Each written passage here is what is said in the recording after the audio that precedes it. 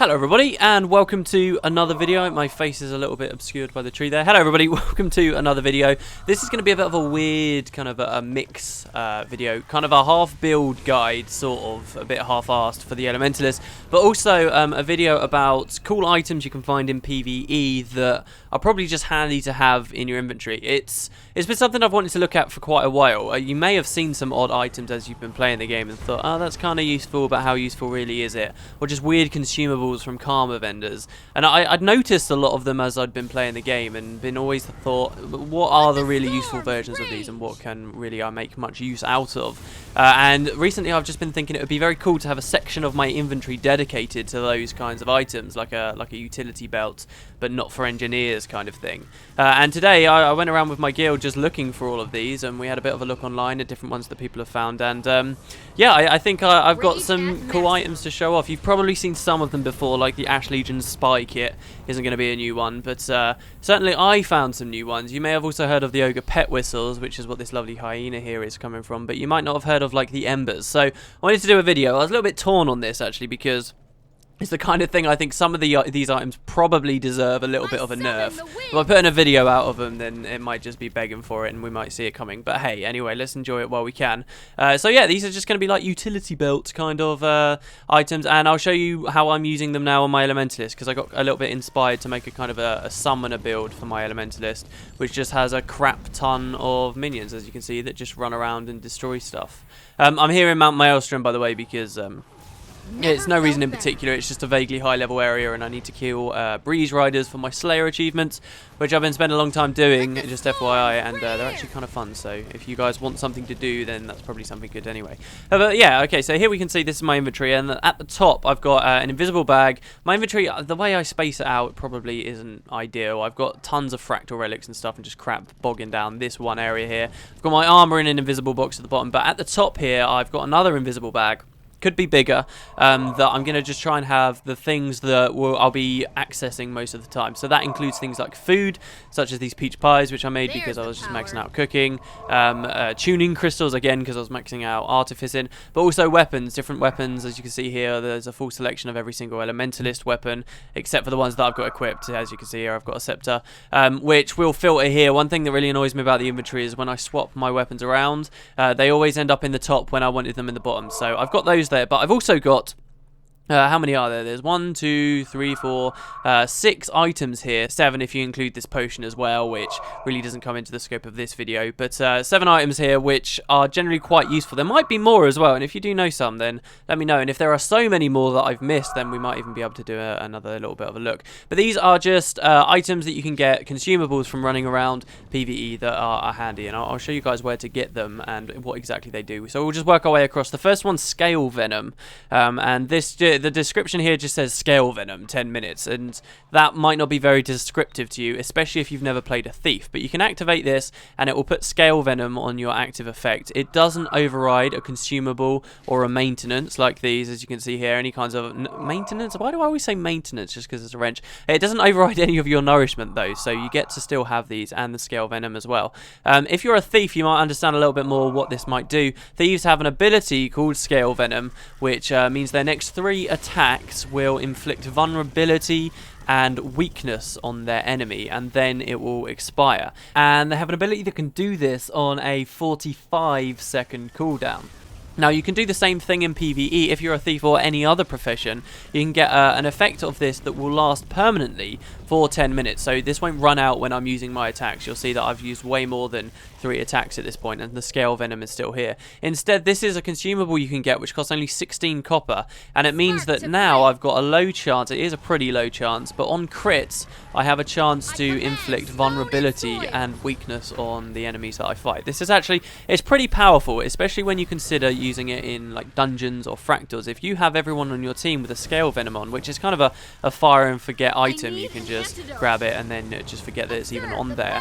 You will actually probably find that you've got very easy, effortless weakness consistently on enemies, because it will proc on one member of the party and then it will proc on another and then another, and you might even see vulnerability without even having to try, stacking up to 2 or 3 times while you're in a team scenario. I've not actually tried it in a team scenario yet, but the rates are high enough that it seems like it it would work like that. So as you can see here, you've got weakness and vulnerability on the shadow imp at the moment. So it's just really handy. It's a very, very cheap consumable that you can just double click while you're double clicking your food and so forth. That is just basically handy to have around, and it will be effective on any enemy. There's nothing that's really immune to vulnerability or weakness, and they're going to be effective no matter what kind of class or role you're playing. So Scale Venom's pretty cool. It would be nice if there were other Venoms, like obviously Thieves get more than Scale Venom. I don't think you'll ever find a PvE version of like Basilisk Venom or anything like that, though that would be amazing. But yeah, so this is just one thing. I'll show you where precisely I got this from. Many of these require you to push events, and they're not necessarily difficult events, so if you do come to these places and you see that there's no merchant where I'm about to show you, it's simply that you've got to do the event. I'll show you where they start from as well. They're always very simple. I mean, you've probably seen most of the events by this time in the game. They're just escort events or clear this area out, and sometimes there'll be chains of 1 or 2. But the Scale Venom in particular you can find here in the Iron Marches, the south of Iron Marches, just north of the Bloodfin Lake. You'll find a character stood here. In fact, no, it's not that cannon here. I think you'll find them probably stood just about here. I pushed the event earlier. Oh no, here you go. Is this the guy? Digger Dirtclaw? Digger Dirtclaw. What a crazy name.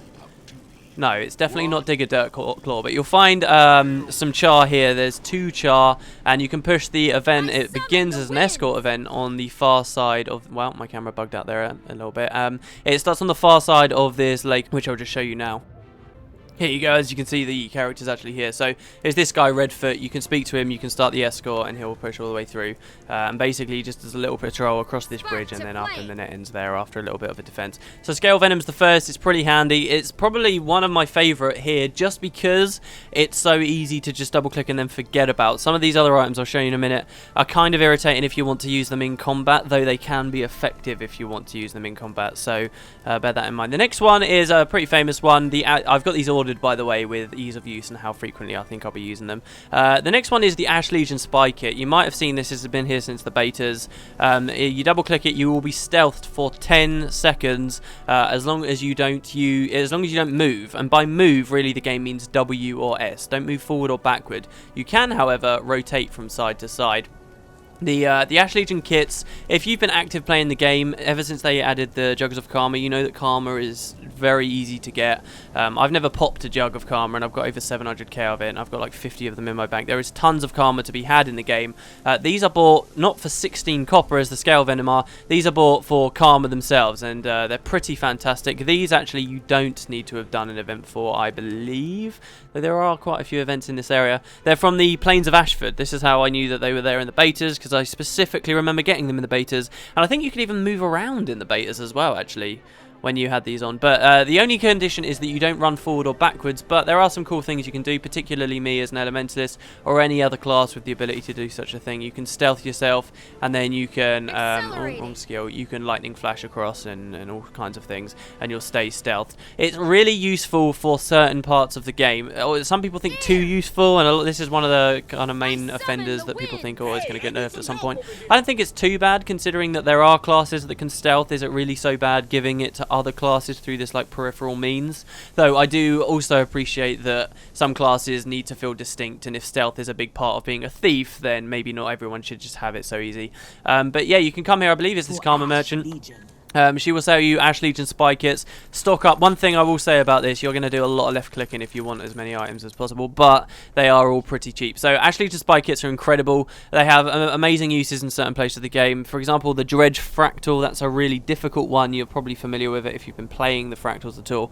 And the starting area of that can be a bit of a pain in the arse, but with these Ash Legion Spy Kits, you can simply stand on one of the pressure pads and stealth yourself, and you'll have no risk of any dredge ever killing you. And the bit where you need to channel against the wall, again, you can just stealth yourself and you'll be fine. There are certain dungeons where this works too, because you don't need to move. You can still use all of your skills. Obviously, though, damaging someone will break the stealth, so it's limited in its uses. But it's got no cooldown, so it's just permanent stealth if you stood there. You can res people in certain situations, you can open chests, you can do all kinds of things. Really handy, and it only costs 28 karma each. Is nothing. You may as well get them.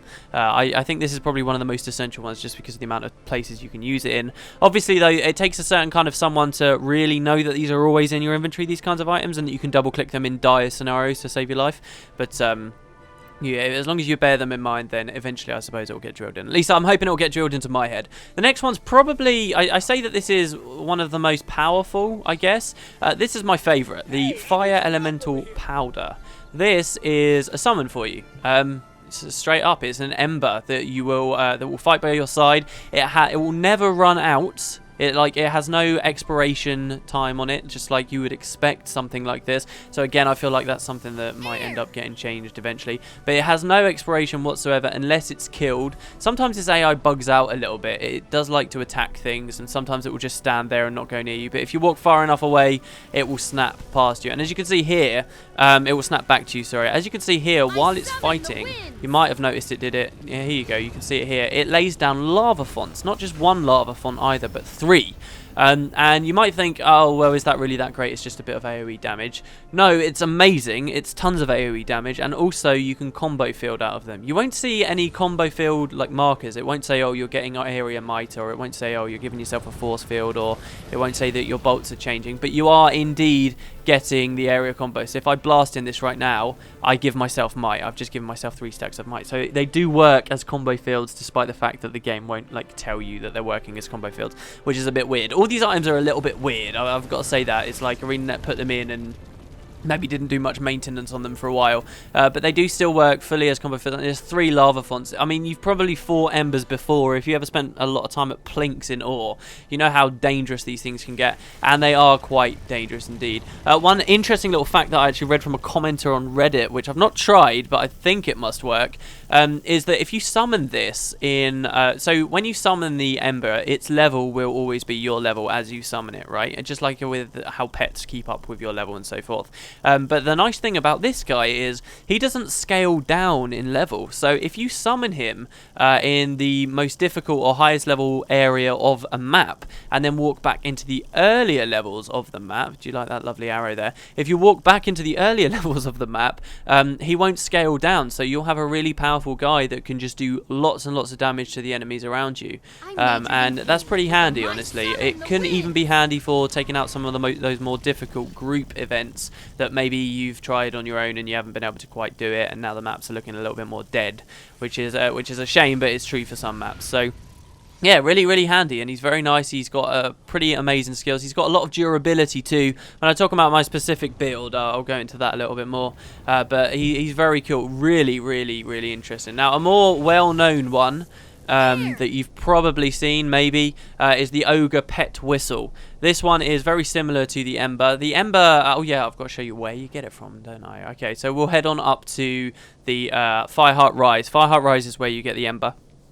And he's actually slightly different to the Elementalist's other fire elementals. You'll notice on my bar, I'm summoning 2 of them, so it's like I get 3 at once, right? Which can look pretty cool, but actually the Ember's more dangerous than the summons that I summon myself.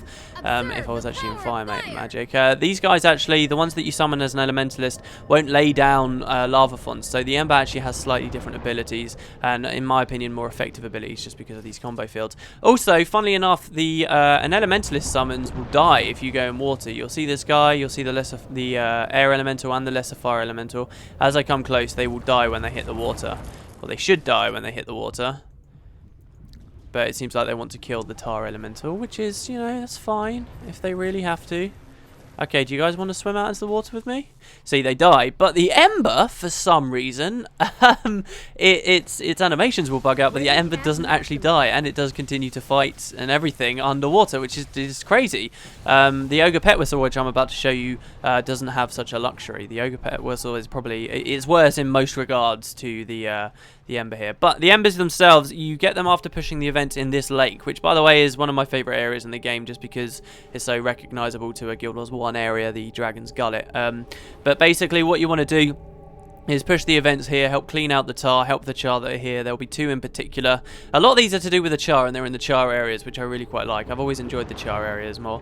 And finally, they will appear as merchants on this island here, quite near the heart vendor, and they'll sell you fire elemental powder. The powder itself costs a silver. This is one of the most expensive things that I'm about to talk about. So if you want a lot, as you can see, I've spent quite a lot of money here. I've spent 2 gold, 35 silver in theory, right here on what I've got at the moment. So if you want a stack of them, it will be a little bit of money, but I don't think you'll regret it. It depends how your financial situation is, I guess, in game, which is quite a depressing thought. Your financial situation in Guild Wars 2, is it going well? Do you need a loan?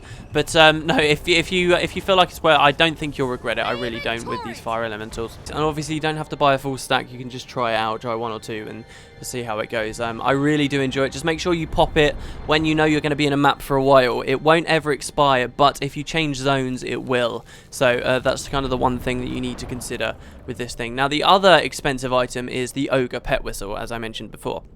This will summon a random pet. It seems to be a small pool of pets that you can get out of this thing, but it will summon a random pet ally to be with you. And this thing, the Ember, if it dies, it's dead for good, and you need to activate the item again. But the pets from the Ogre Pet Whistle, you can actually revive. You can kneel down and actually revive like any other entity in the game, which is interesting.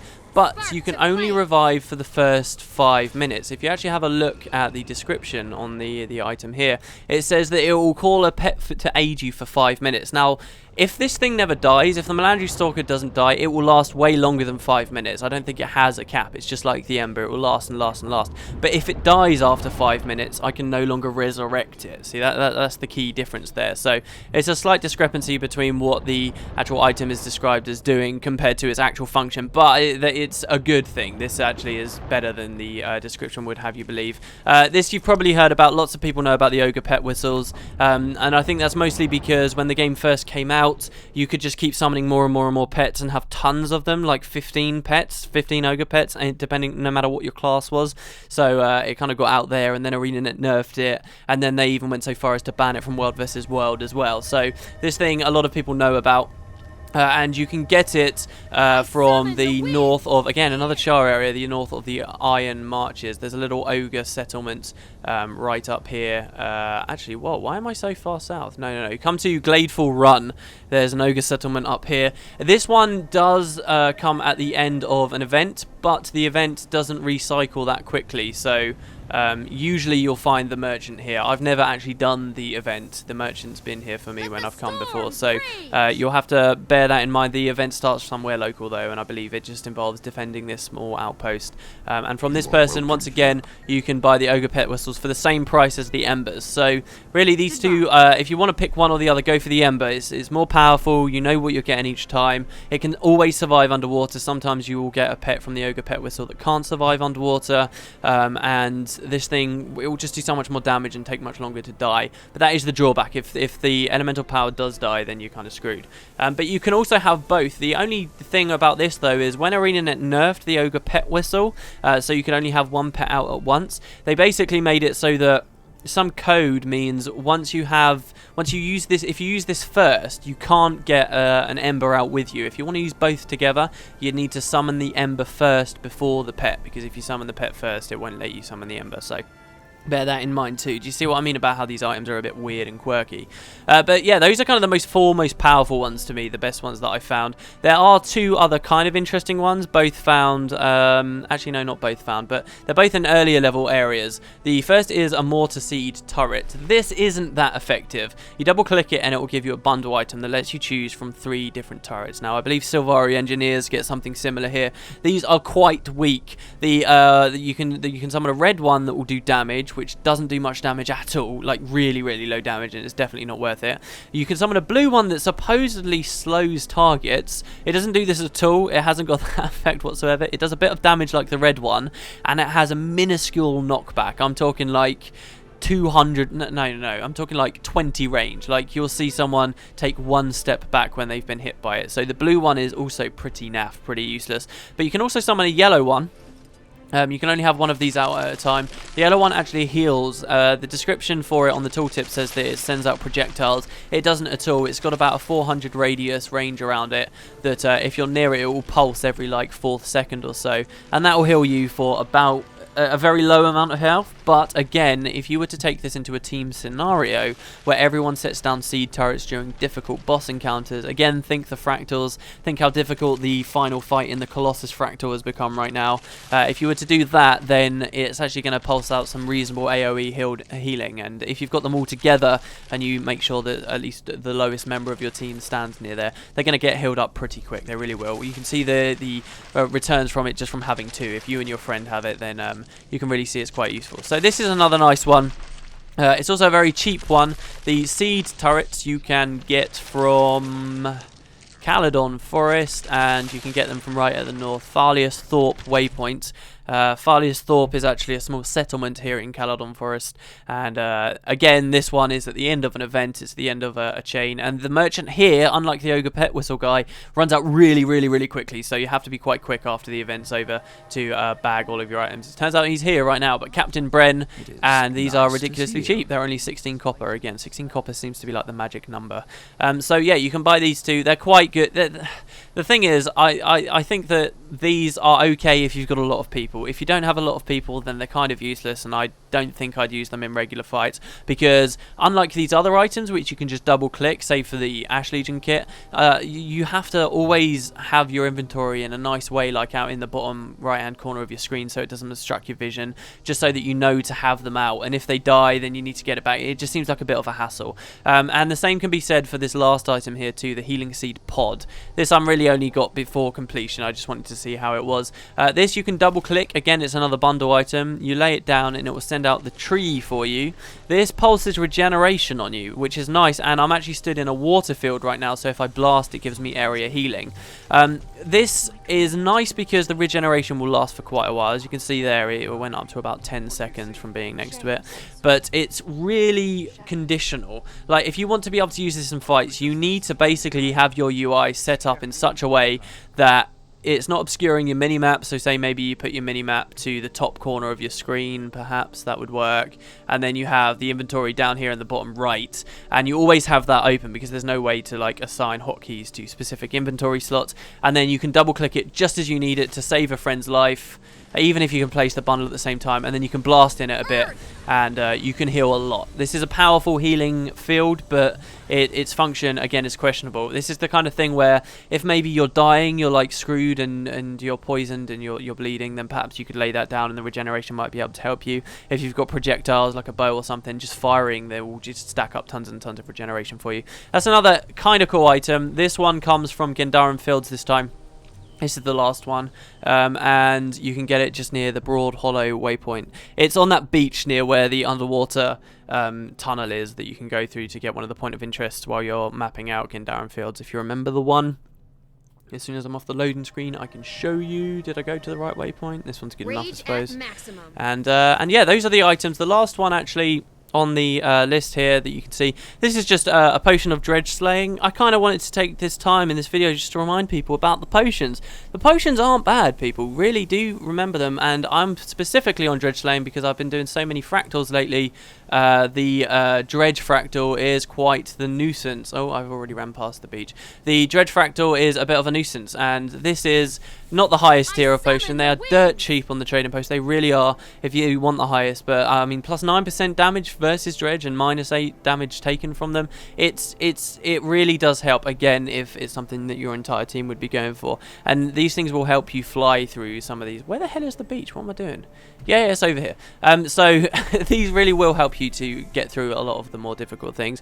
Really challenging PvE content is hard to come by in the game. I know that a lot of people kind of think, oh, the dungeons were too hard when the game first came out, but honestly, once you've got yourself geared up, a lot of them are a bit of a doddle. But when it comes to fractals, when you get to the higher scales, if you really want to, this is where these things can really come in handy. For generic PvE play, a lot of the time, I don't think it would be worth doing it, especially when the two most fun ones kind of cost a silver each to use. But having said all of that, I will show you a build that I have been using for general PvE, just because I found these to be quite fun. Anyway, you'll find the merchant here, I guess, after a certain event's been pushed, and you can buy the seed turrets here from them. And that's about that. So yeah, those are the kind of utility belt kind of items that I wanted to talk about. hold on. One last thing as well. This video is getting really long, so I can't talk about this for a long time. But I did realise I forgot in the original filming one other one as well that I hadn't collected that is very, very cool, and you've probably also heard of, is the experimental teleportation gun as well. This one doesn't come from a char area, but you double-click this one and you'll get a weapon which, when fired, leaps you to a random distance in a random area, but it will lay down 2 portals for you, just like the Mesmer portals that can be used to teleport from one location to another. These are very handy, again, in kind of specific areas. Often certain dungeons you can use these to help get people across certain gaps, and in general though they're quite fun to use just around when you climb up to certain places that you want other people to get up to help you out. They're fun items to have. The combat uses for such a thing is more questionable. You will find a lot of interesting tricks and weird things you can do by having this. It's a weird one. This is a bit like the Ash Legion spy kit for me. I'm not sure whether it will be nerfed, because it's just giving other professions something one single profession already has the ability to do. I mean, Mesmers can lay down portals like this far more usefully and far more accurately than we ever can with a teleportation gun, but it is something that gives us a utility that otherwise we may never have had. But yeah, they're very fun, they're very cool, and very cheap too. You can find them here in Timberline Falls, not a char area as I say, in the back of this lab at Valence Tutory Waypoint. This Dankum woman here is the merchant that sells them. So this is another thing for the utility belt as well. Also, I do really like this idea of doing this with the map actually. I think maybe I could get that to work quite well if I just had those 6 or something on the screen. Maybe it could work. But I'll end that video there with just the utility belt. I hope you guys enjoyed it, and I'll put the build on a different video, otherwise this would be like 40 minutes. So we'll have that coming up, and thanks very much for watching. I'll see you next time.